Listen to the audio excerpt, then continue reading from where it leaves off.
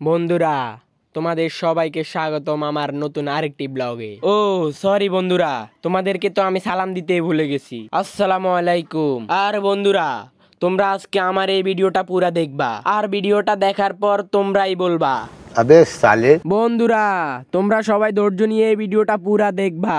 আর তোমাদেরকে তো একটা কথা বলাই হয় নাই, আজকে আমি আমার R15M নিয়ে, ও না R15 সাইকেল নিয়ে যাইতেছি বাজারে। আর আমি কেন বাজারে যাইতেছি এটা জানতে হলে অবশ্যই এই ভিডিওটার নিচে একটা কমেন্ট করে দিতে হবে। আচ্ছা বন্ধুরা, তাহলে এবার তোমাদেরকে বাজারে যাওয়ার কারণ বলা যাক। বাজারে যাওয়ার কারণ হলো, আমি তো এসএসসি পরীক্ষা দিয়ে শেষ করে ফেলেছি। এবার তো আমাকে কলেজের জন্য অ্যাপ্লাই করতে হবে।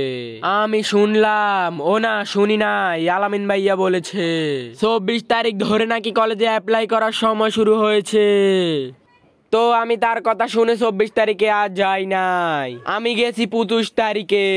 কিন্তু 25 তারিখে 2 ঘন্টা বসে থাকার পরেও কারেন্ট আসেনি। তারপর আমি চলে আসলাম বাড়িতে। তারপর আমি আবার গেলাম 26 তারিখে।